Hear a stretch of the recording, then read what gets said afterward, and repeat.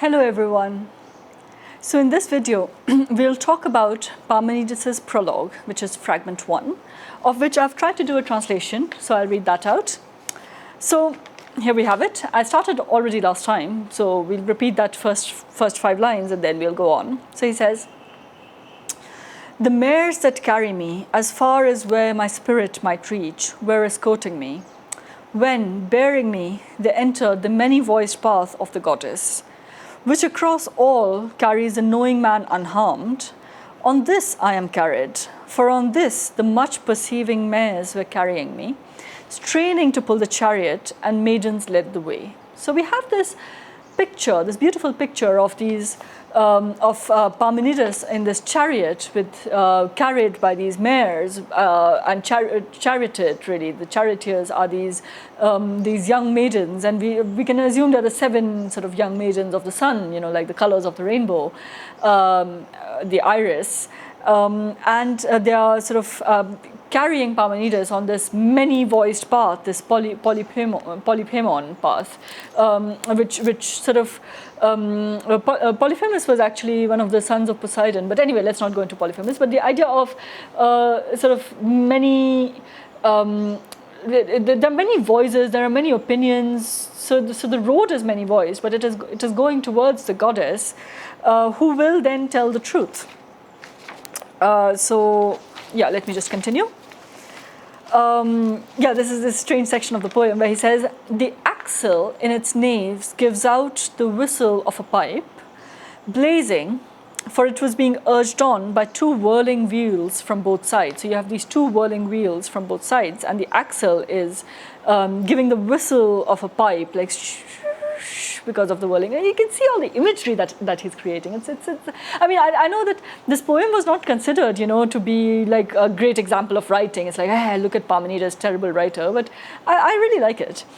Anyway, whenever the sun's daughters were hastening to conduct me, leaving behind the abodes of the night into light, having pushed back veils from their heads with their hands. So you have this image of these maidens, these daughters of the sun, these 7 maidens, I suppose, who were hastening, who were rushing to conduct him to the goddess, whoever this goddess is, not named, and the wheels, which are, as they're turning, as they're whirling, are making this high-pitched noise, this whistling noise.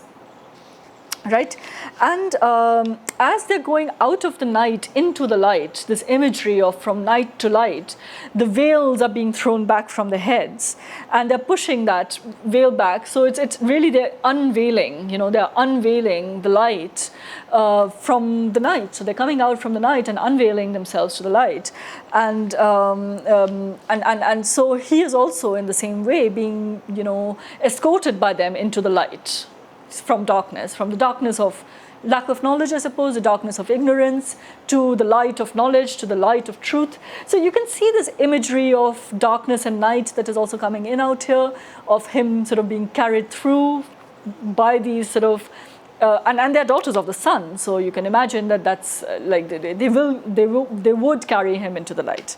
Yeah. Then there are the gates of the paths of night and day, right? So you have these gates where you have the night and day, and I suppose it's a bit of a Hesiodic cosmogony out here that's going on, night and day, this gate.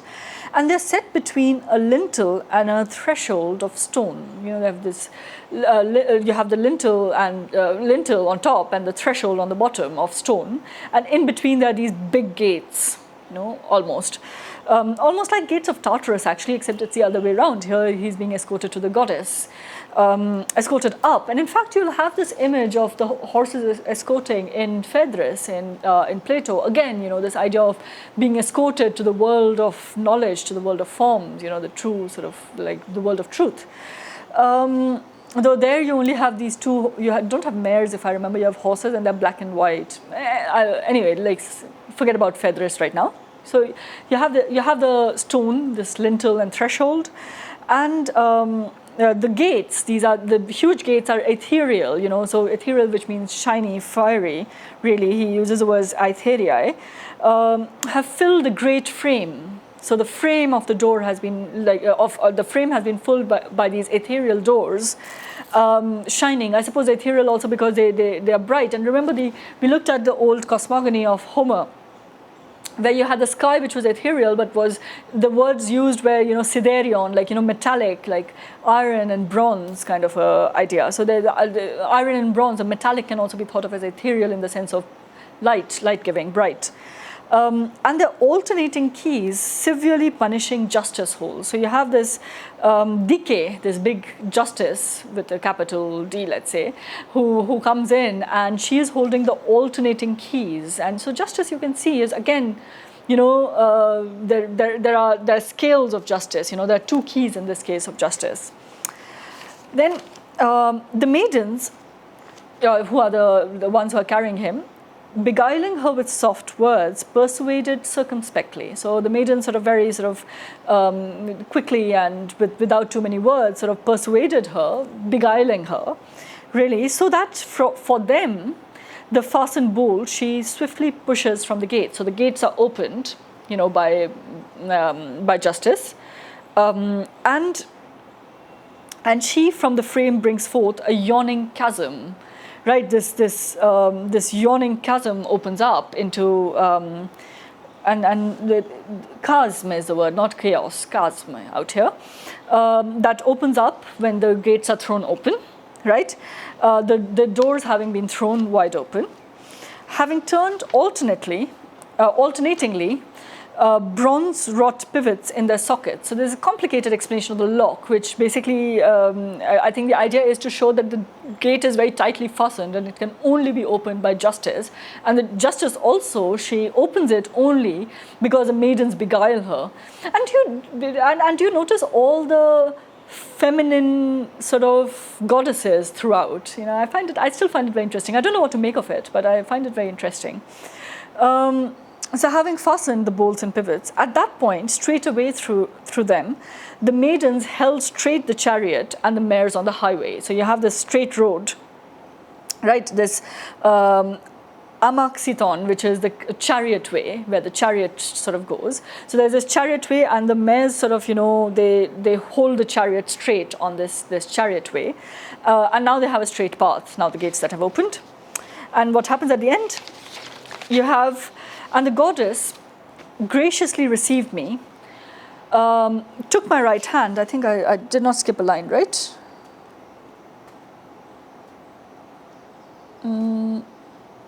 Yeah, no, I didn't skip a line, sorry. Yeah. And the goddess graciously received me, took my right hand in her hand, so I got to the goddess with the maidens, took my hand, and addressed me saying these words. So this is what the goddess says to Parmenides, says, "O child, accompanied by the immortal charioteers who carry you on their mares coming to our home, greetings, since no evil fate has sent you forward to come on this path, for it is far from the trodden path of people, but right and justice." Because remember, with that Tartarus kind of a gate, you could have thought that, the charioteers are leading him to Tartarus. Not that he thinks that because he's really excited about it. But once he gets there, the goddess says, it is no evil fate, it is not something bad. It's not a moira kake, it's not a bad lot, not a moira kake, which has led you to this path. Rather, it's right, it's themis and dike, right? Themis is what is established, right? It comes from thithemi, to establish.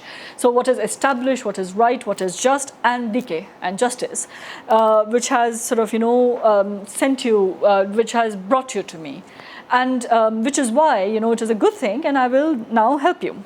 How will I help you? So she says, you must learn everything by inquiry. You should, the word is putestai, so you should learn everything by inquiry. You should learn everything. Both, what should you learn? Both the unmoved heart of well-persuaded truth, right?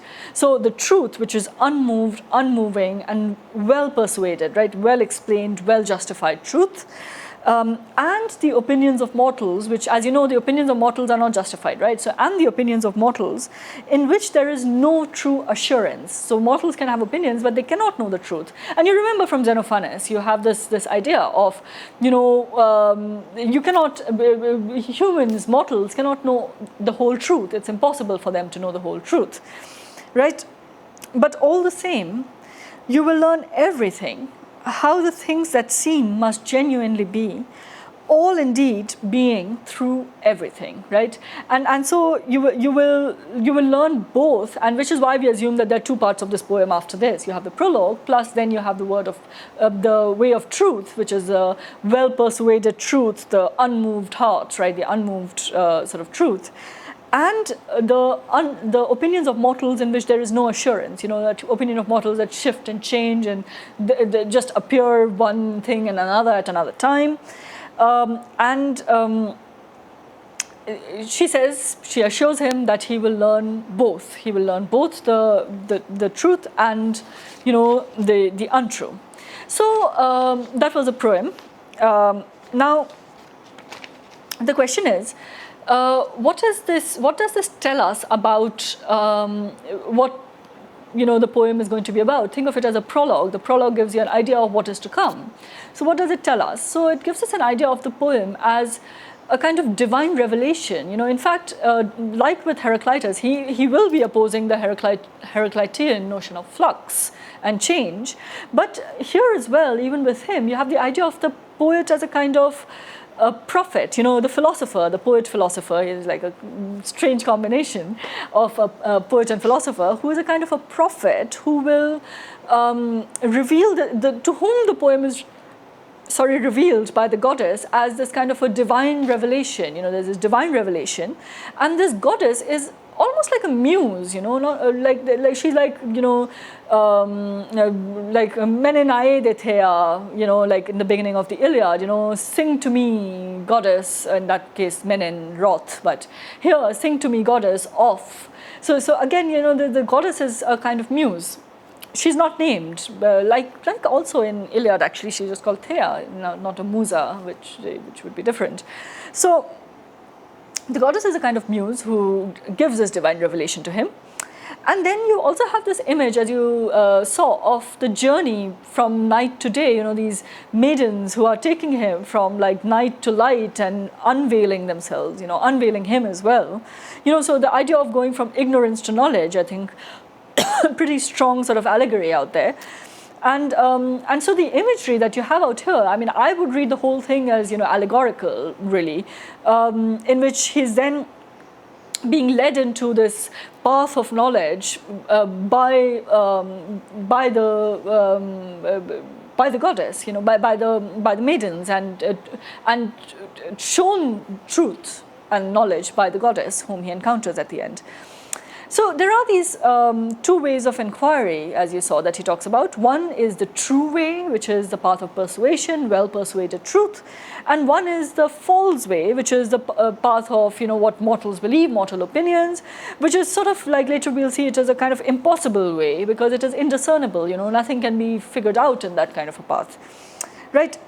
So you have, for example, you have fragment 3, where he says, let me just find it. So it is Togar auto noain estin tekai enai, right? So it is the same to think and to be. That could be one of the translations, really. To noain and enai, so to thinking and being, are one and the same. It is or one of the translations could be it is the same thing that can be thought and can be. Yeah. So, you have another fragment, fragment 6.1, where again he says something like, fragment 6, where he says, what can be spoken and thought of must be. So I have that fragment as well. He says, so the first line, it starts with, Kreto legain te noain te eon emenai. So it is necessary, I suppose, that what exists for speaking and thinking could be one translation. And another translation could be, what can be spoken and thought of, must sort of be, I suppose. And so you have this idea of these two things, you have the idea of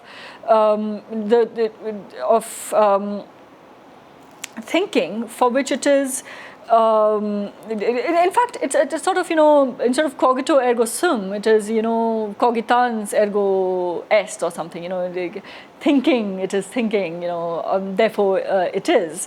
So we'll see that with Parmenides, we'll have this strong sense of what is true and what can be thought is and it can be justified and is the only possible way, possibility resides with truth. And what cannot be thought, what is indiscernible and what is, untrue, will be impossible, really.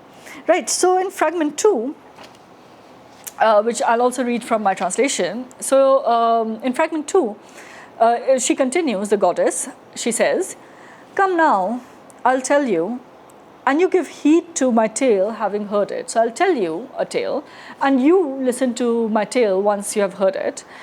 Which paths alone, indeed of inquiry, are to be thought, right? Which paths are to be thought? Because thinking is being, right, in some ways. The one that is, and for which it is not possible to not be. Yeah, very complicated idea. So which path should be the only path to be thought, and the path that is, and it is impossible for that path to not be, right? Because it can be thought, really, is a path of persuasion, for it follows the true, yeah, right? It's a path which you will believe it, which can persuade you and which can persuade everybody, because it is a true path. The other, which is not, and for which it is necessary to not be. So the other part, which is not, and for which it is necessary that it should not be. Why? Because I declare it, she says, which I declare is an inscrutable path, right? An indiscernible path, inscrutable path. And yeah, I'm just trying to look for I think atarpon is the word that is used out here.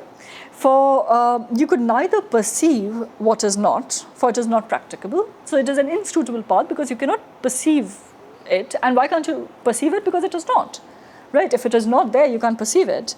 And it is not possible, it is anusthon, he says. It's not practicable for you to perceive it.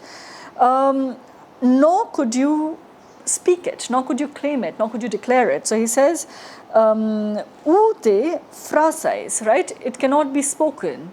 So you have this very strong connection, as you can see in this fragment, between thought, existence, and speech, right? Because if you cannot think it, if you cannot speak it, then it is not. And if it is not, you cannot think of it and you cannot speak of it. Right? So that's why with fragment 3, the next fragment, when we said that it is the same to think and to be, it's a very strong idea because it is impossible, right? If it is not, it is, and it necessarily cannot be, not just it is not at this point. If it really cannot be, then you cannot think of it, you cannot speak of it. It is just an inscrutable path, as she says, the goddess. It's an impossible path. Yeah. In fact, I'll be reading fragment 4 again, but here it's sort of useful because we're going in the series. So in fragment 4, he says, or rather the goddess says, "Look nevertheless at things absent, securely present in the mind, for you will not cut off what is from clinging to what is, neither scattering on every side altogether, nor combining in a cosmos." Right? So this idea that look at things which are absent, like when she says that what you can think of exists, or what you can think of is, even though it is not there immediately for you. So let's say I cannot immediately see the Taj Mahal, right? But like as soon as I think of it, it appears right in my mind, immediately. So it is absent, but it's still securely present in the mind. So because she says that, you cannot cut off what is from clinging to what is, what is sort of sticks to what is. So it is, and therefore it is present. It is always present. It is present in the mind. The idea is present. And and if it is present, it doesn't scatter everywhere, and nor does it sort of combine in a particular way. So the idea is that again, it's something that already is present. So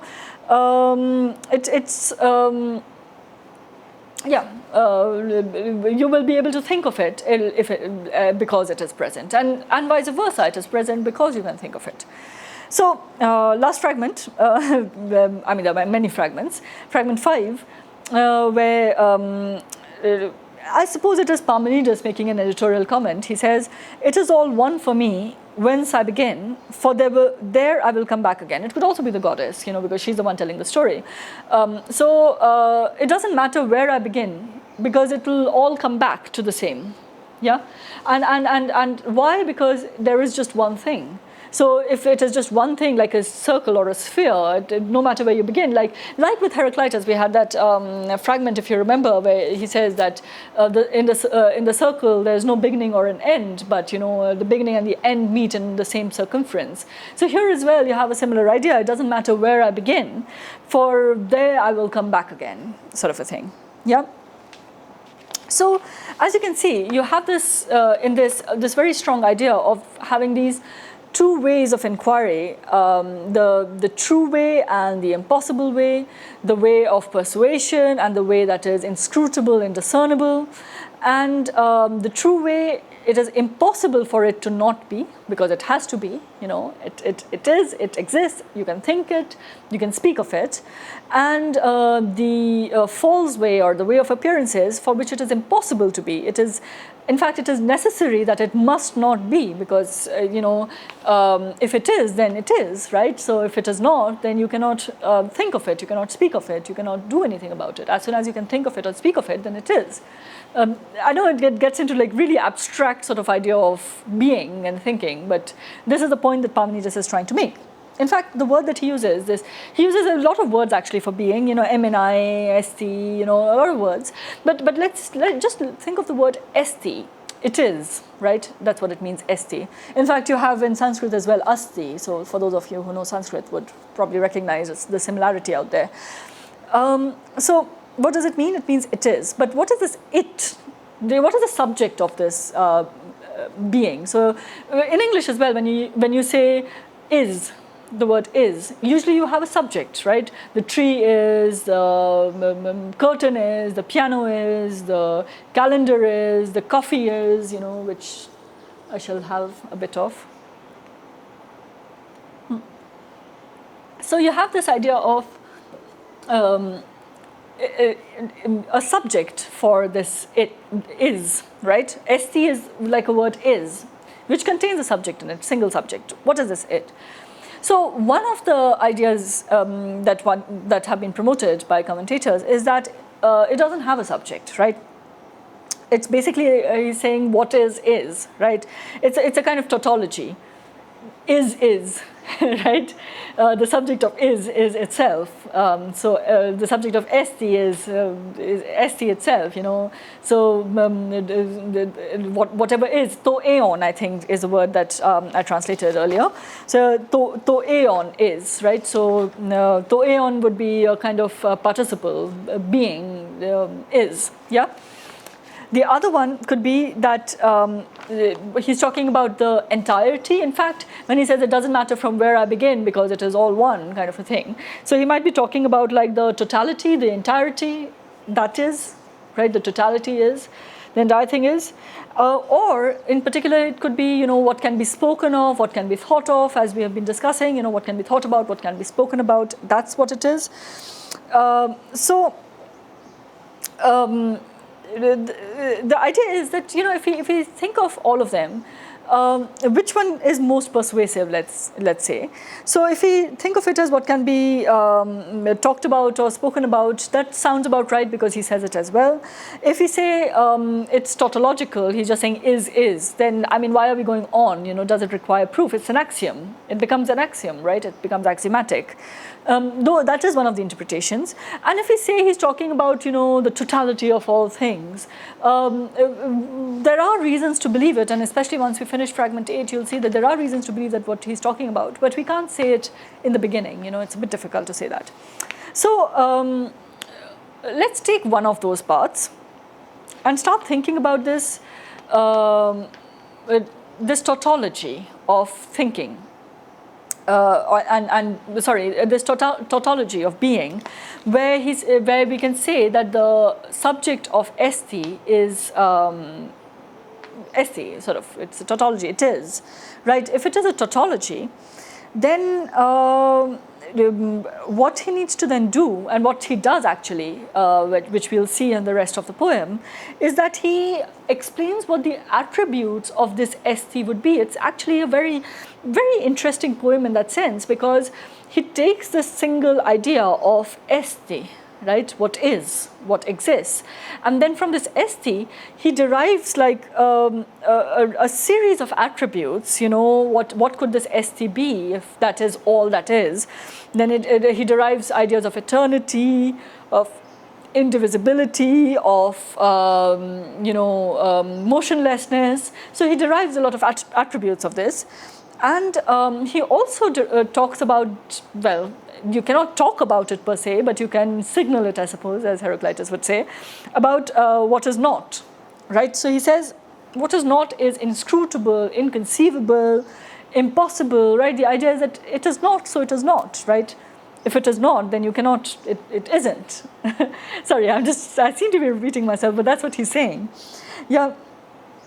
And so the idea is that what is and cannot not be. It's impossible for what is to not be. Esti cannot be uk esti, right? Esti cannot not be. And so basically it is just there is what you're saying. And that means that it can go through no process of and this is what he'll derive in the rest of the poem. It can go through no process of becoming. But like we talked about with all the other philosophers, we had this idea of becoming, evolution, change, progress. But if it already is, then there is no becoming, there's no being born either. There's no birth, there is no generation, there is no perishing. There is no change at all. There's no movement either, and these are the things he would derive. There's no change, there's no movement, and it is everything. That's all that there is. And then this what is not that he will then talk about will be something that could never enter our minds, which could, if it is not, we could not speak of it, we could not recognize it. It would be impossible, right? In fact, if you think about it, to think, the word that he uses, noein, which comes related to nous, mind, is something, the idea of noein is an idea of immediate grasping, right? I know. In fact, you can think of know as derived from that. Maybe it is actually, right? So I know, I recognize, I get this insight, the sudden illumination, this insight into things, and I can. It's in fact, noein is actually a kind of perception with the mind. This is what Plato would say, for example, in his Republic, when he makes these analogies between the eyes and the mind. So, just as your eyes see the outside world, your mind sees the thoughts. Right, you have your mind which sees forms. In fact, that's what he'll talk about. Again, let's not jump to Plato. So the idea is that you can see with your mind, you can immediately grasp with your mind, and you can have this immediate apprehension of truth, of the true nature of something. This is an idea that becomes really, really important for Plato, that with your mind you can grasp the true idea of something, and the true idea for Plato is mathematical. It's entirely mathematical. You grasp it as being a mathematical object, every single thing that you think of, because you move away from the superficial qualities that your senses would tell you, and you are able to get to the the truth of things. So anyway, so that's the idea of thinking. And which is why he says that anything that you can think of is, and anything that is you can think of, Maybe your mind is not trained right now because you're getting confused by perceptions and stuff, but, once your mind is clarified, you can immediately grasp the truth. Then, to speak, the word that he uses, phrasein or legein as well sometimes, the idea is to say, speak, tell, to mean something. Now, when he says that what can be spoken of and thought, must be, what does he mean? And he says that for it is possible for it to be, but impossible for nothing to be. In fact, let me see if I can read this fragment for you, fragment 6, where he says, it is necessary that what exists for speaking and thinking is, for it is possible to be, but it is in no way possible to not be. These I bid you to consider. Yeah. For from this first way of inquiry I bar you, But then also from this, on which mortals who know nothing go astray, two-headed. So she's the goddess again speaking. So she says that there are, earlier we thought there were only two paths. One is the path of persuasion, persuaded truth. One is the path of the opinion of mortals. Now there's a third thing that she's talking about, in fact, and we realize that the two are, the one is the path of persuasion and truth, which is a path of esti, of being.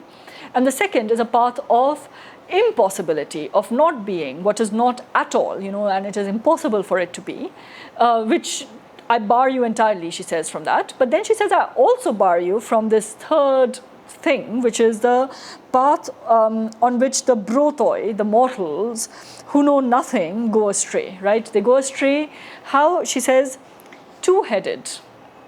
For helplessness in their own breast tears, their wandering mind. They're two-headed, right? They're looking here and there, backwards and forwards. They're seeing light and darkness, and that's why they're confused. They're just perceiving like constant flux, change, opposites, all kinds of things. And so, and therefore, the mind wanders. It wanders about here and there. The ones born along deaf as well as blind, dazed, uncritical tribes, right? So he says, these people who are, born along, again, this idea, and he is really saying things which are the opposite of what Heraclitus seemed to have said, but at the same time, this idea of, this dazed, uncritical tribes, of people like these sort of brothoi, the mortals, who who are born along without being able to see, without being able to understand what's going on, for whom being and not being are held to be the same, and not the same. The path of all turns back upon itself, right? Again, you have this idea of the path of the mortals, that is, that, for them, like, we had these two paths and we knew that the path of being of esti is the true path, the only path in which you can know anything. Then you have the path of not being ukesti, where there's nothing. I bar you, it is impossible anyway, it's inscrutable, there's nothing can be known. And then you have the path of the mortals, for whom, who get confused between being and non-being, who get confused between the same and not the same. And their path turns back upon itself. There's again, palinthropos, I think that's the word he uses, palinthropos. Where this path is something that is a palinthrope, and that's why they're confused. They're wandering about. They think that they're going ahead, but they are stuck in the same place. Not able to move at all and not able to discover anything. Yeah. So, in fact, I'll read fragment 7 as well, and then we'll discuss it in this video, and then we'll do fragment 8 in the next one.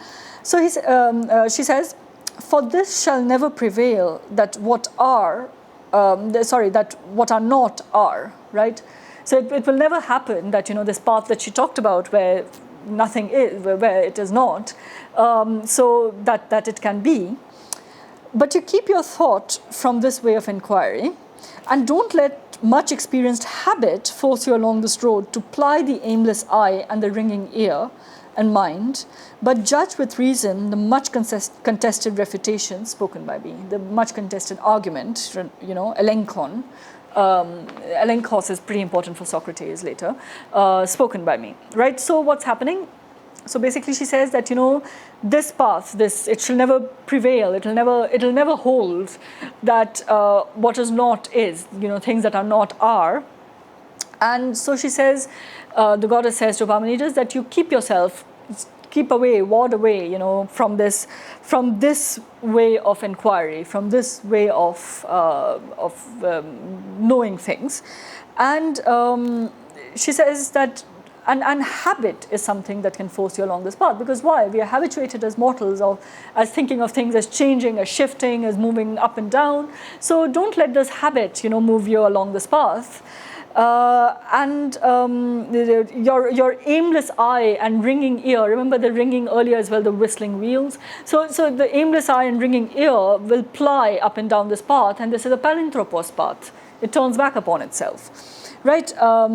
And she says that, don't let the senses in that sense deceive you, but judge with reason, with your mind, with reason, judge this argument that I'm giving to you, right? And if you remember in fragment 2, in the beginning, she says, I'll tell you the truth and give heed to my tale, having heard it. So it sounds like fragment 7, I think it sounds like a nice conclusion to the prologue from fragment 1 to fragment 7, where you have, now I will tell you what's going to happen. Yeah. So basically, what conclusion can we draw very quickly? That mortals, which are these brothoi that Bhamini just mentions again and again, are erring, wandering, blind, deaf, bewildered.